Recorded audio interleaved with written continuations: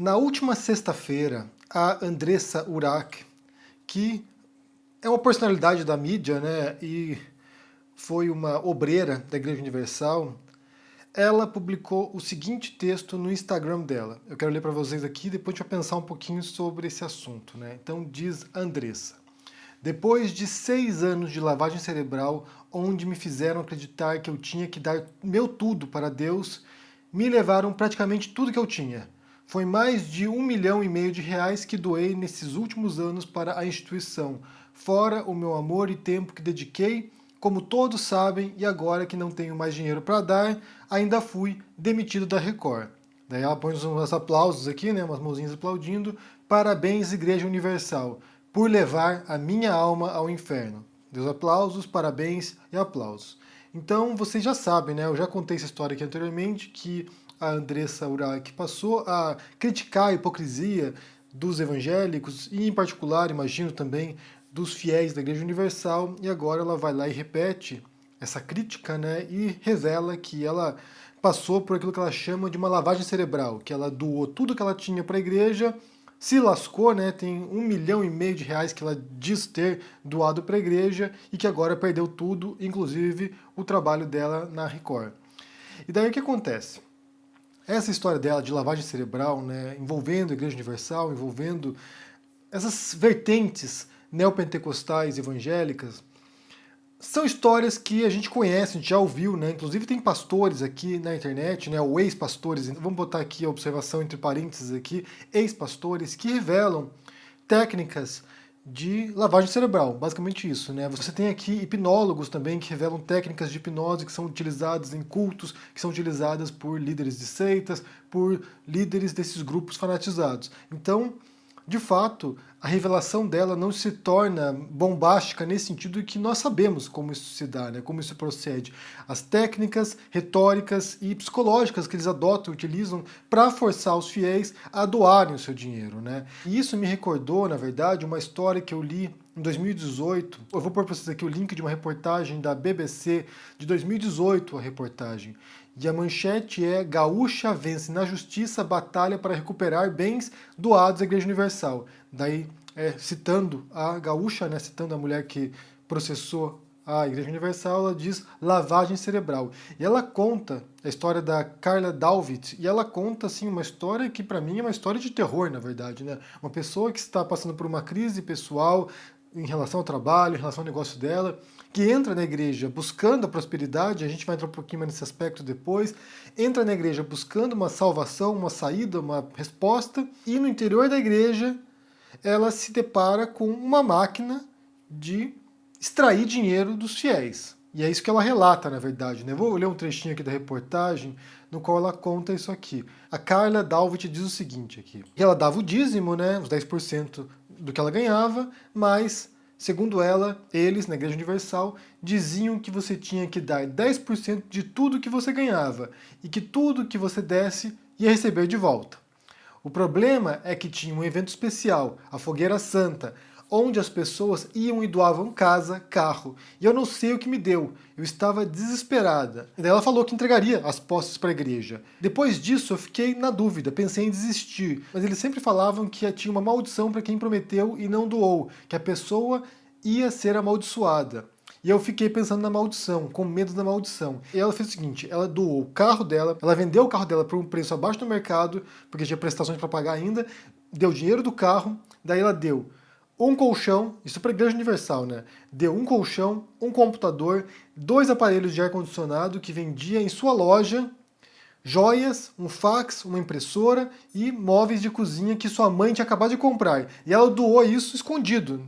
A família dela não sabia que ela ia fazer isso. E daí o que acontece? Quando ela doa essas coisas para a igreja, ela se arrepende em seguida, o marido dela dá lá um chacoalhão nela lá e fala: putz, o que você fez, né? O que é isso? Ela vai lá, tenta voltar na igreja para recuperar os bens que ela doou para a igreja, e a igreja devolveu, parece que o colchão e o fogão. Foi isso que ela devolveu? Cadê aqui? Foi, devolveu o colchão, o fogão e alguns itens de cozinha, mas o resto eles se recusaram a devolver. E daí ela entra na justiça, processou a Igreja Universal, e em 2018 saiu o resultado, isso no STJ, né? Já podia haver um outro recurso ainda, não sei se foi já decidido, mas nessa instância no STJ, ela ganha o direito de recuperar parte dos bens, aquilo que ela podia comprovar que ela tinha doado de fato para a igreja. O restante ela não podia receber de volta.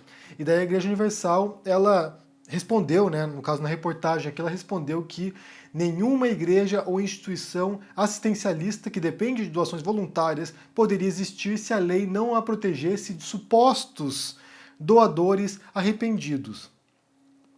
E ela prossegue: são alguns poucos mal intencionados que tentam enganar a justiça e tirar proveito do preconceito religioso que, infelizmente, ainda existe na sociedade brasileira, mas são sempre derrotados no judiciário porque a Universal respeita a lei. Então, a alegação de uma pessoa, tanto da Carla quanto da Andressa, é que a sensação delas era de ter passado por uma lavagem cerebral, que elas se sentiam coagidas a doar o dinheiro para a igreja, e a igreja disse que nada disso, né? Não tem nada disso. Imagina. Inclusive os pastores que fazem isso, né, que meio que forçam os fiéis a doarem dinheiro, eles são penalizados, eles sofrem procedimentos internos na igreja e são punidos.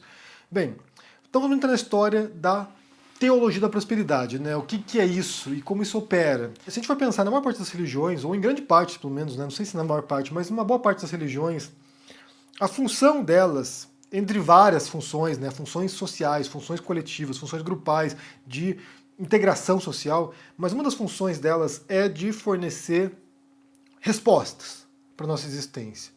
Então a gente pensa aqui nas grandes religiões do mundo, né? A gente pensa aqui, por exemplo, nas grandes religiões monoteístas, judaísmo, cristianismo e islamismo. São religiões originadas muitos séculos atrás, ou milênios atrás, e essas religiões, elas basicamente fornecem respostas para um mundo caótico, né? Um mundo de sofrimento, um mundo no qual, aparentemente, pelo menos para todos nós, né, imensos riscos de perdas, de sofrimento, de angústia, e eles vão lá e respondem, ou dão respostas, ou se propõem a dar respostas para essas dúvidas existenciais. Então, assim, a gente sofre porque há um propósito. A gente passa por esses perrengues porque Deus quer. E Deus quer porque, bem, daí eles têm respostas diferentes, né? Cada religião vai dar uma resposta.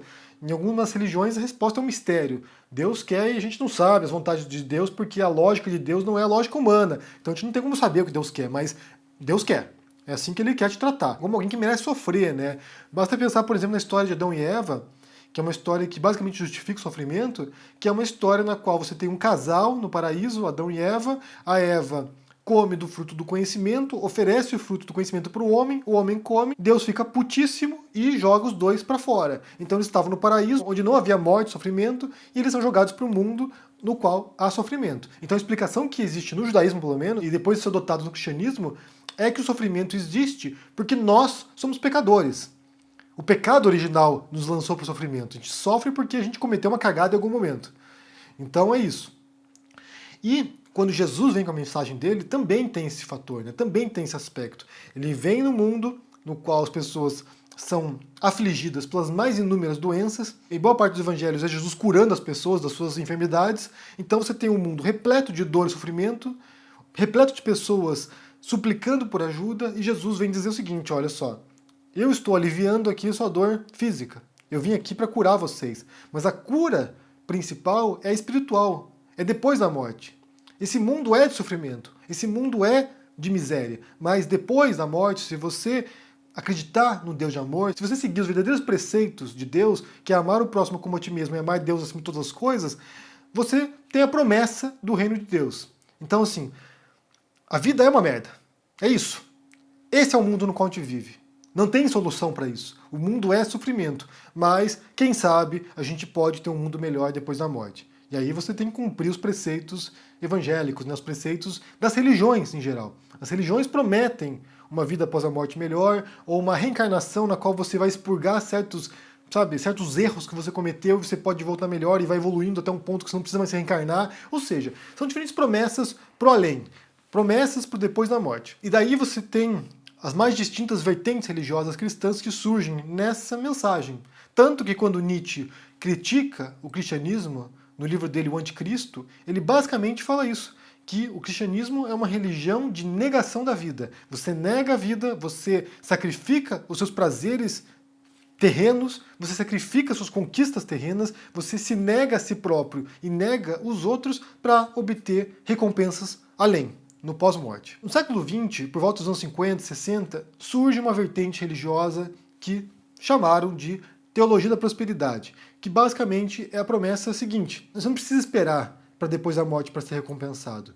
Se você for um bom fiel, e aqui a gente pode entender de maneiras diferentes isso, se você for um bom fiel, você pode obter as recompensas materiais, físicas, concretas, em sua vida. Se você doar o seu dinheiro para a igreja, por exemplo, se você se dedicar à igreja, você vai obter respostas físicas e materiais hoje, ou amanhã, ou depois de amanhã. Mas é uma resposta para esse mundo concreto, é uma resposta para o seu sofrimento, para a sua crise existencial, para aquilo que você está passando agora. Então, se você tem uma vida de merda, e se você se sacrificar pela igreja, sua vida vai ficar melhor, porque Deus vai olhar por você e assim você vai prosperar. E essas vertentes se tornaram muito famosas com os televangelistas nos anos 80 nos Estados Unidos. É uma corrente que surge principalmente nos Estados Unidos e chega no Brasil através de algumas figuras, como Edir Macedo, como o pastor Valdomiro, ou seja, isso é importado dos Estados Unidos para o Brasil. E não é de se espantar que também surge nos Estados Unidos, um país que é extremamente materialista, consumista, é o símbolo do capitalismo global, então me parece inevitável que uma religião, uma vertente religiosa que trabalha basicamente com a mentalidade capitalista, prospere num país como esse. E daí chega no Brasil importada, algumas vertentes surgem no Brasil e também angariam milhões de seguidores. Tanto que essas vertentes neopentecostais são as que mais crescem no país. Porque o que elas fazem, repito aqui, é prometer recompensas materiais para quem segue a religião, para quem doa o seu dinheiro para a religião, para quem doa o seu carro, sua casa, sua aliança, o seu dinheiro, o que quer que seja.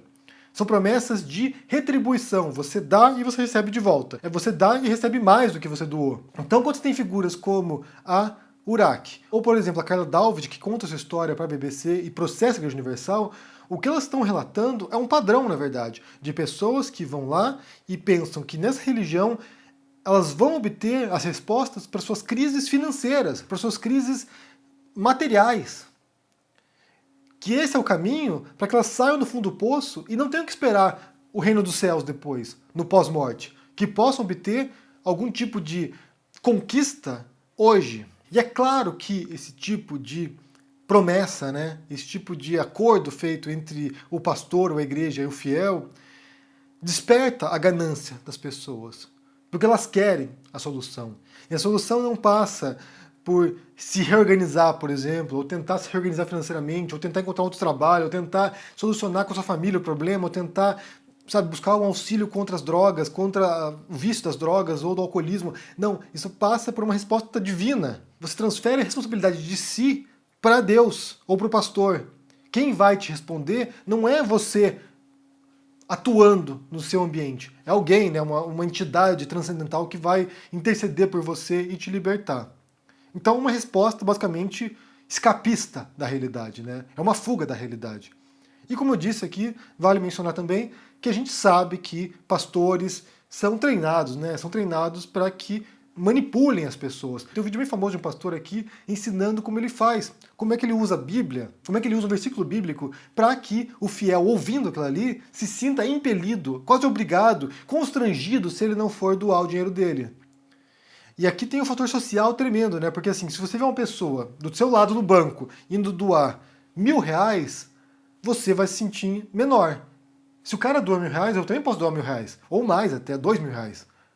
Então você se sente meio que numa competição. Como todo o ambiente é composto nesse espírito de conquista material, quem doa mais também recebe mais. E aí você sente de fato o peso, né? Eu tenho que dar porque senão eu não vou receber de volta. Deus não vai olhar por mim. Deus não vai olhar por mim porque eu dei R$50. O outro cara deu o carro dele. É uma disputa, é uma concorrência. O que eu quero saber de vocês aqui hoje é sobre essa postagem da Andressa Urach, né, contando como ela se sentiu manipulada pela igreja, né, sofrendo uma lavagem cerebral, e essa história também da Carla Dalvid. Como é que você observa isso, né? Se você tem algum histórico em relação a isso, você conhece alguém que acabou entrando na esfera de influência desse tipo de teologia da prosperidade, né, de você ter que dar dinheiro, dar bens, dar pertences, para poder receber de novo também mais pertences, mais bens, mais dinheiro. Como é que você entende isso aqui? Como é que você entende o impacto que isso tem hoje na mentalidade coletiva de muitos brasileiros? E essa é uma força, e eu preciso ressaltar isso aqui, essa é uma força que não pode ser negligenciada. Ela está impactando na esfera de relacionamentos com as pessoas, na esfera coletiva, social e também na esfera política. Então é uma força poderosíssima e que tem subjugado milhões de brasileiros. Diga o que vocês pensam aqui no comentário, deixe o joinha, se inscreva no canal aqui, se torne um membro ou um apoiador para dar uma força aqui no canal. Confira meu canal na Twitch agora com streams de jogos e também confira meu livro sobre o Bolsonaro e também meu livro sobre Jesus histórico, no qual eu conto, na verdade, essa relação, essa promessa de Jesus de uma vida após a morte e o modo como ele lida com o sofrimento humano. A mensagem extremamente humana de Jesus. As pessoas sofrem. Como a gente lida com isso? Como a gente lida com o sofrimento? Então me diga o que vocês pensam aqui no comentário e até mais. Tchau!